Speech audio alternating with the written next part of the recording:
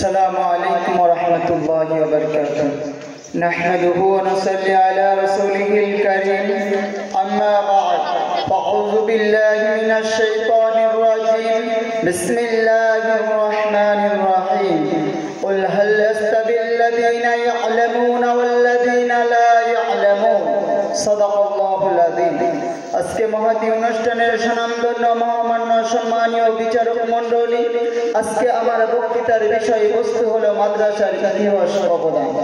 প্রিয় ছাত্র ভাইরা, সমাজ গঠন ও সমাজের ধর্মীয় চাহিদা পূরণে মাদ্রাসাগুলো দিনের আলোর ন্যায় সুস্পষ্ট। মাদ্রাসা থেকে যুগে যুগে কেমন মানুষ সৃষ্টি করেছে তা আর বলার অপেক্ষা রাখে না। মাদ্রাসা থেকে যুগে যুগে সৃষ্টি করেছে পৃথিবীর সব থেকে সৎ, নম্র, ভদ্র, খোদাপ্রেমী, সত্যিকারের দেশপ্রেমিক, যারা জাতীয় ইসলামের সংরক্ষণকারী, যারা নিজ দুনিয়ায় নিজের সকল চাওয়া পাওয়া ও বিলাসকে পিছনে রেখে সর্বদা কাজ করে যাচ্ছেন। শুধু মুসলমান জাতি নয়, বরং সমগ্র মানব জাতি, এমনকি পশু পাখি অন্যান্য জীবজন্তুর কল্যাণে কাজ করে যাচ্ছেন। কারণ একমাত্র ইসলামিক জীবন মানুষ সকল সবকিছু কল্যাণের গ্যারান্টি রয়েছে। এক কথায় এই সমস্ত প্রতিষ্ঠান থেকে পীর, ওলি, আউলিয়া, মাশায়েখ, দ্বীন, বুজুর্গ দ্বীন তৈরি হয়ে থাকে, যাদের সান্নিধ্য লাভে হাজারো মানুষ অন্ধকার থেকে ফিরে এসে আদর্শবানে মানুষে পরিণত হয়।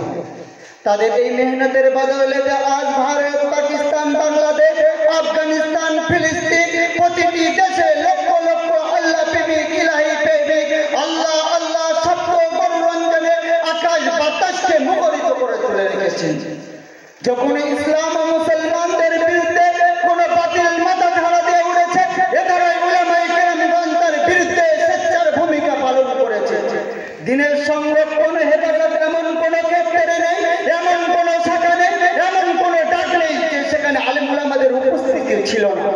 ইসলাম ও মুসলমানদের উপরে যেখানে আক্রমণ হয়েছে, সেখানে তারা বাঘের ন্যায় বজ্র কবির হুঙ্কার দিয়ে তাদের পাশে দাঁড়িয়েছে এবং ইসলামের দুশমনের সমস্ত ষড়যন্ত্র জালকে ছিন্ন ভিন্ন করে দিয়েছে এবং হককে হক, বাতিলকে বাতিল হিসেবে চিহ্নিত করে দিয়েছেন পরিষ্কারভাবে।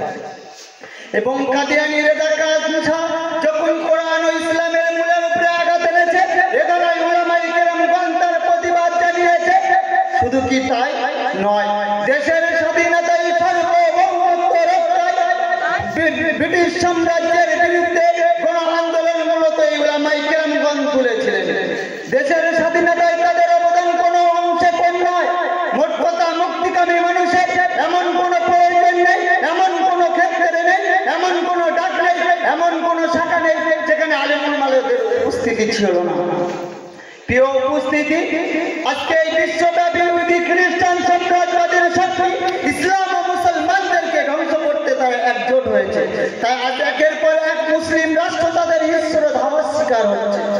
কারণ সাম্রাজ্যবাদীরা ভালো করেই জানে, যতদিন এই মাদ্রাসাগুলো, আলেম উলামাগুলো এদেশে টিকে থাকবেন, ততদিন এদেশে তাদের সেবা গাড়তে পারবে না, সফল হবে না তাদের কোনো ষড়যন্ত্র, ইসলামের মূল রোধকে ধ্বংস করতে পারবে না কিছুতেই।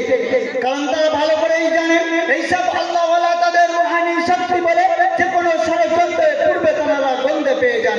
আজ দেশের ধর্মপ্রাণ জনগণ তাদের সঙ্গে থাকার কারণে তারা বাতিলের যে কোনো ষড়যন্ত্রের বিরুদ্ধে তারা রুখে দাঁড়ায়। তাই তারা আজকে আলেম উলামা ও মাদ্রাসাগুলোকে দেশের জনগণ থেকে বিচ্ছিন্ন করে দেওয়ার চেষ্টা করছে।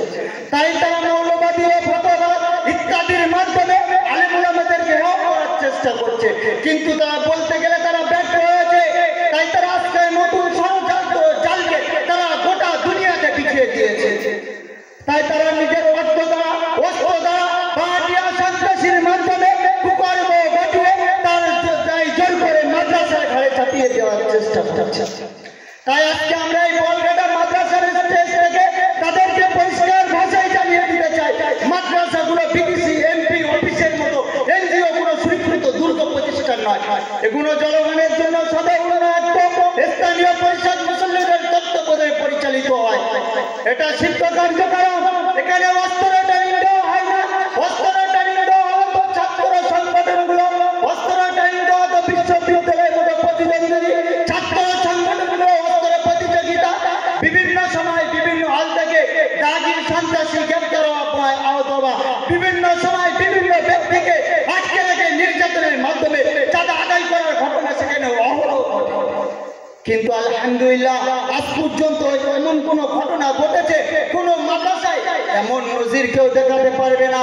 তাই আমি সকল মুসলমান ভাইদেরকে সচেতন থাকার আহ্বান করছি, এই মিথ্যা দালালের পরিচিত না হয়ে বাস্তব অনুবাদন করে নিজেদের ঈমান ও আমলকে হেফাজত করুন।